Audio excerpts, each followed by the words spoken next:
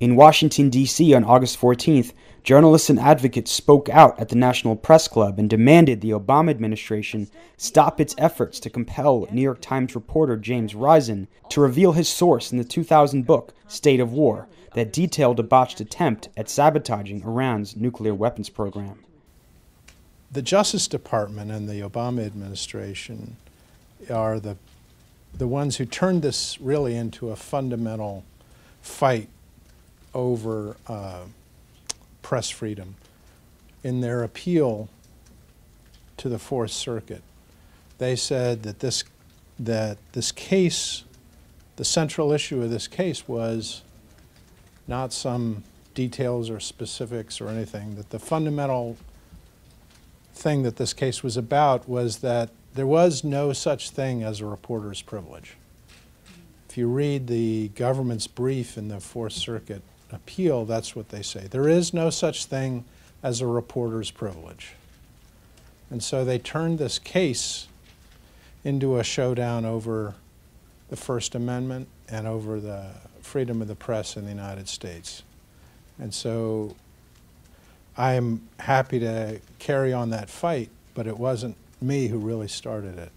Risen has been fighting the subpoena since 2008.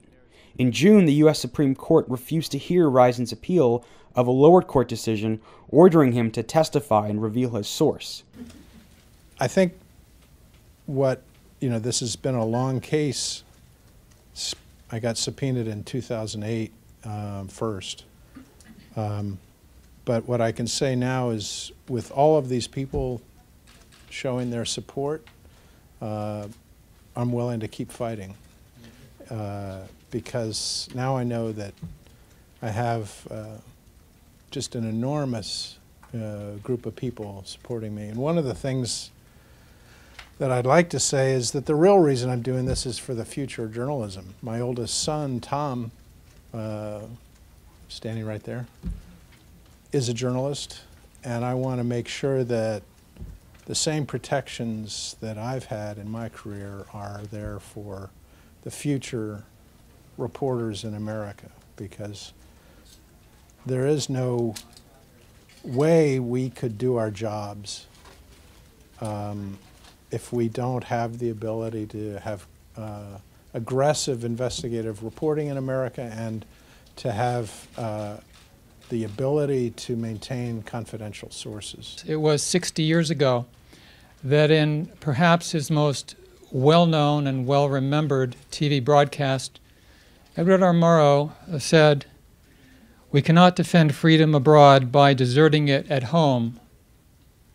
He said that at a time when it was essential for journalists to step forward, to lance a boil of fear and intimidation that had gripped official Washington for years and the entire country as well. That was 1954. Here we are in 2014. And the events today are part of, I think, a very strongly accelerating effort across this country to lance a boil of fear and intimidation.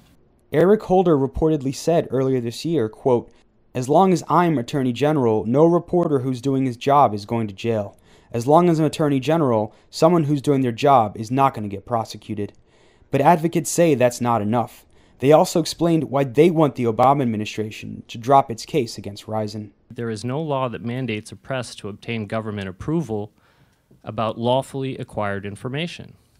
There is no dispute that such a law would be unconstitutional on its face as a prior restraint of speech and would threaten to transform this great country from being a democracy to becoming a totalitarian state.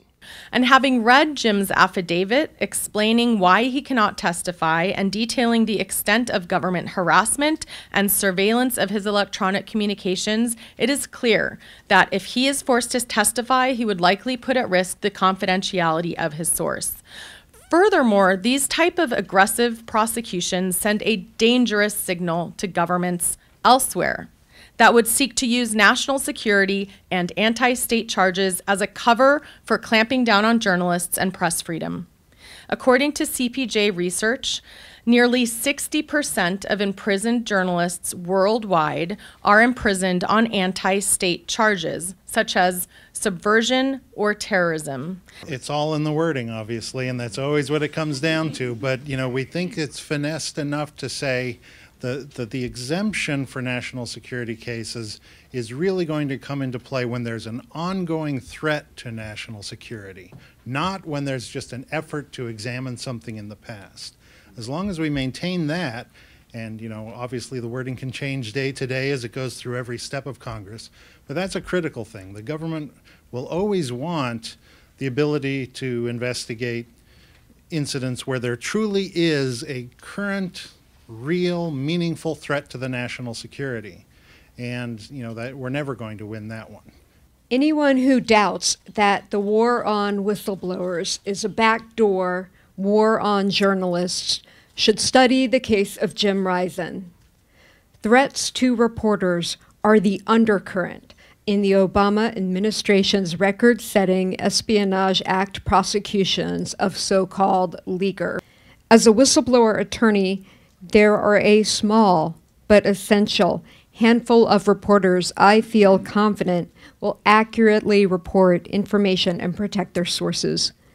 Jim Risen is one of them, and if he is jailed or forced to pay harsh daily fines, the pool of reporters who know whistleblowers are essential for accurate reporting will become even smaller. For The Real News, this is Jessel Noor in Washington.